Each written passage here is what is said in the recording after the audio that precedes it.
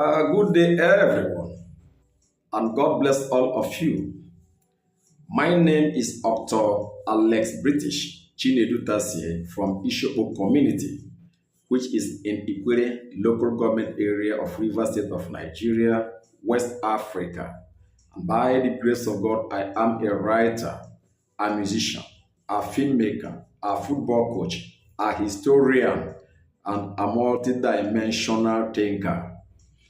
I am a notable Ikwerre historian, and I am simply called a professor of native intelligence. The topic that I have here to talk about is Ikwerre people and the Republic of Biafra. Ikwerre people and the Republic of Biafra. And so the emphasis of this topic is to highlight the relationship that Ikwerre people have had in the past with the Republic of Biafra and the current relationship the people of Ikwerre have with the Republic of Biafra. I want to create a background that so many people misunderstand. So many people misunderstand what I want to say here to mean that they started all that I want to say here. In the year of 1900, some history books say 1906, the colony of Lagos was merged, with the Northern Protectorate. After that,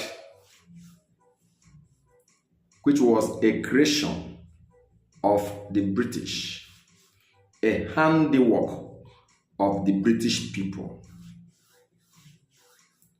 In the year of 1914, the same British people unified the northern region, with the southern region. And a nation called Nigeria was born in that year of 1914. About the year of 1916, the same British created local administration authorities. LOA. And in the year of 1922 or thereabout, some history books say 1930s, indirect rule was introduced in southern Nigeria by the same British and not by any indigenous Nigerian or any indigenous group, of Nigeria, solely by the British. From that period to about the year of 1951 or 52, some history books say 1956, Nigeria was split, was torn into three pieces. Regions were created, from the Nigerian nation, and they were notably the northern region of Nigeria, the western region of Nigeria, and the eastern region of Nigeria. All were the creations of the British. All came about through the handiwork of the British and not by any indigenous Nigerian or any Nigerian group, solely by the white people. From that period to the year of 1960, the people of Nigeria were given political independence to rule themselves.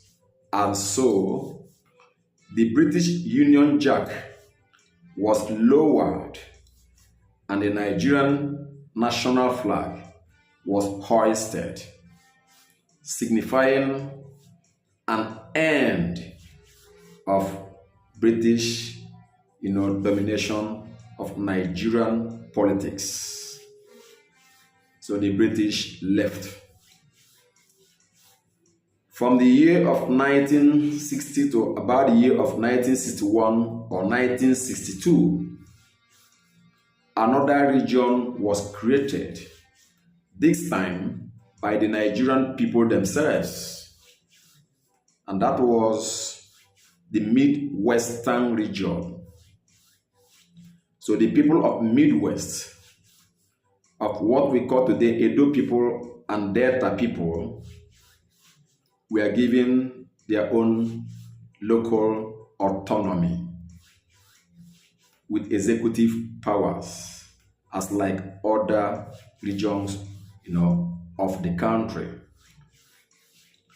So from about the year of 1960 to about the year of 1966, Nigerian people continued to live, in regional government system. In the year of 1966,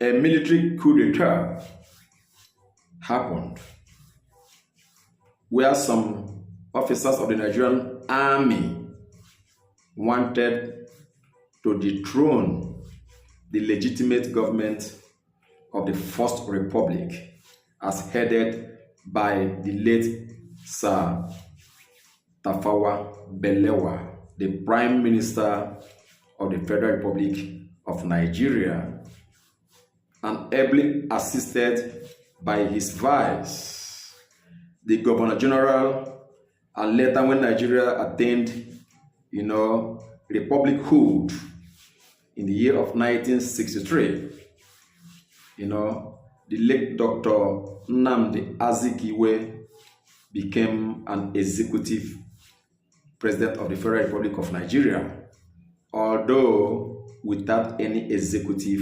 powers.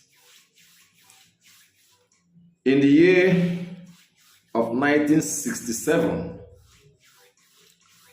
there was a back and forth argument as to whether to declare a new republic, to be carved out from the rest of Nigeria, called the Republic of Biafra. The two leading enemies in the hostility, of that era were notably Major General Yakubu Gowon, who was the head of state of the Republic of Nigeria, and the then military governor of Eastern region of Nigeria, called Colonel Chukwuemeka Odumegwu Ojukwu.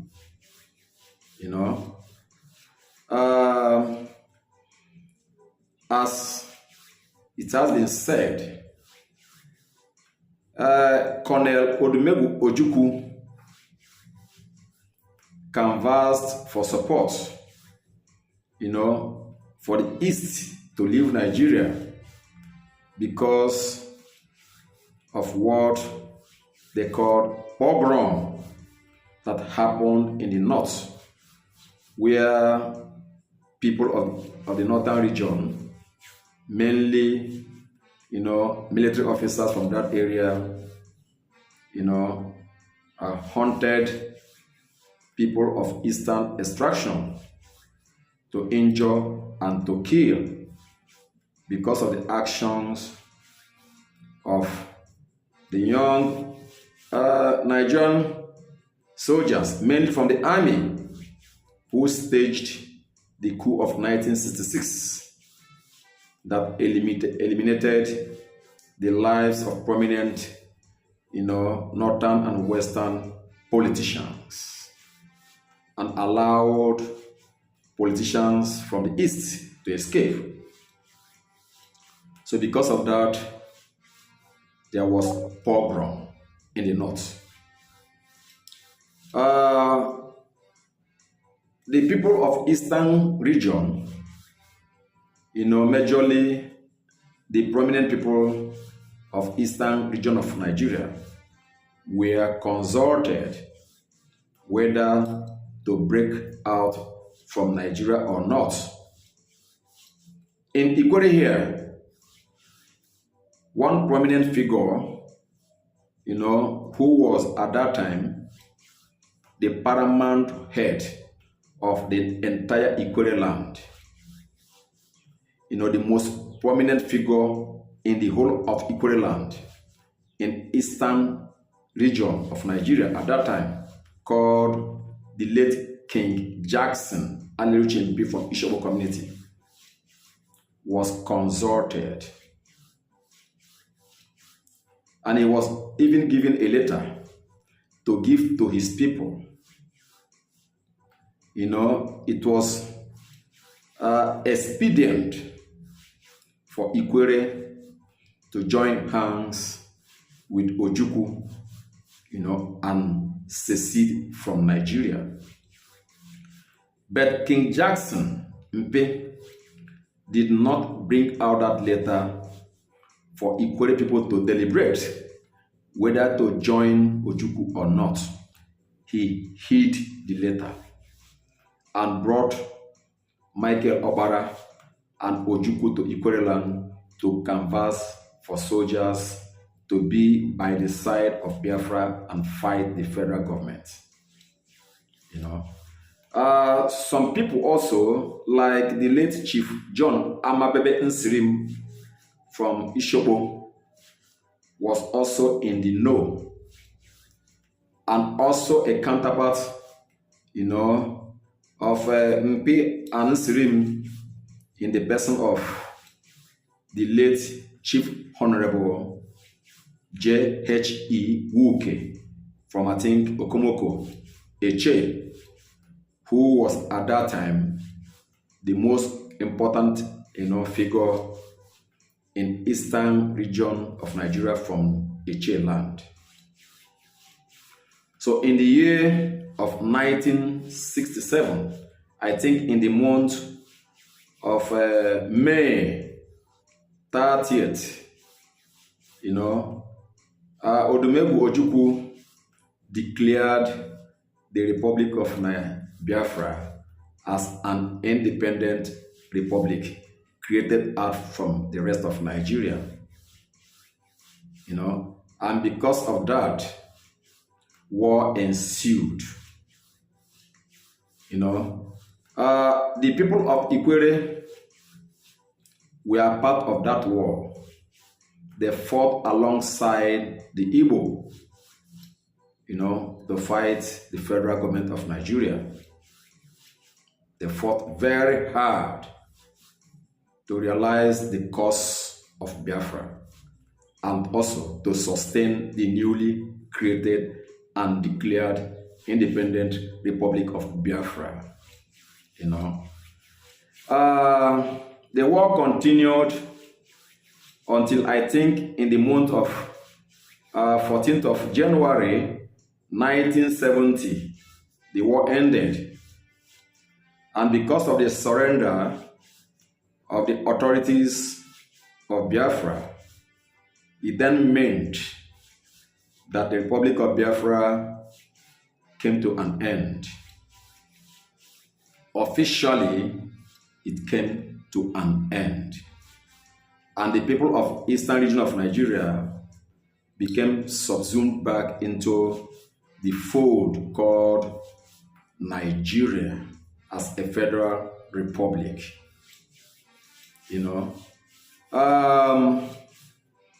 there is a new agitation, especially by the Igbo people, you know, to revive Biafra, to re-establish the defunct Republic of Biafra. And I think this time, Ikwerre people are not anymore interested in that cause.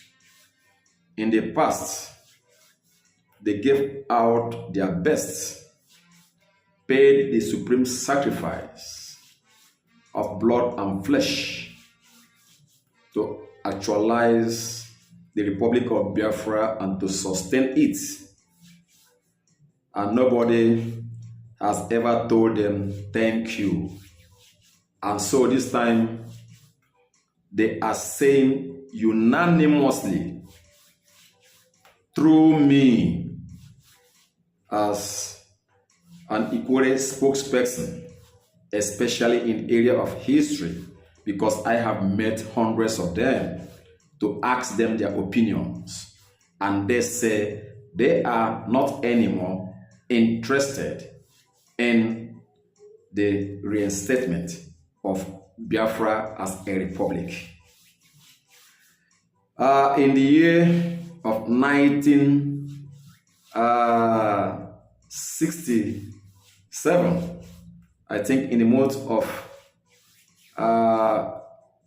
May, 27th, Rivers State was created, and officially that was when the Republic of Biafra ended, when states were created, and of which Rivers State was one of the first states to be created out from Nigeria. So Ikwerre people found themselves in the new state because they assisted in fighting for it.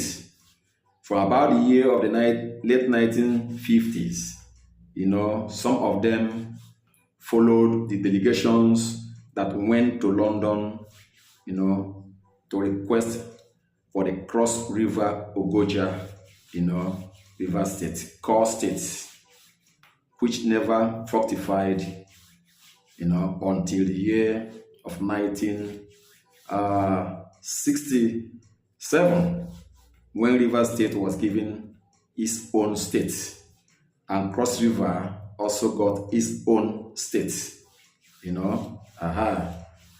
So today they see themselves as people who belong to Nigerian nation and not anymore as members of the defunct Biafran Republic.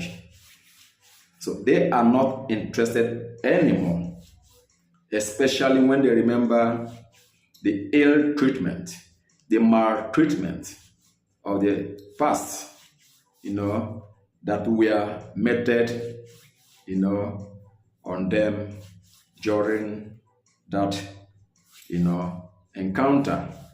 They suffered, and nobody appreciates, their contributions to achieve the Republic of Biafra and to assist it. And today, they want to be on their own. If there is need, for Nigeria to dissolve and nations, are to come out from Nigeria as republics, Ikwerre people think that they have already identified with the Niger Delta Republic to be a republic that they want to be part of, and not anymore the Republic of Biafra.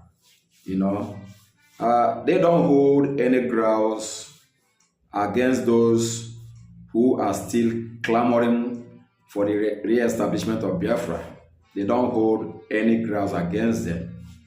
It is their wish, but Ikwerre people are not interested anymore to participate in any process to realize the Republic of Biafra.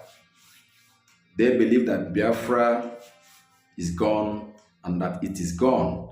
And if there is any reason whatsoever that some people still clamor to have it back, it is not a bad thing anyway, but they are not interested. They don't want a part of it, They see the Igbo as a very big ethnic group. That phobia is there, and of course it is natural to happen.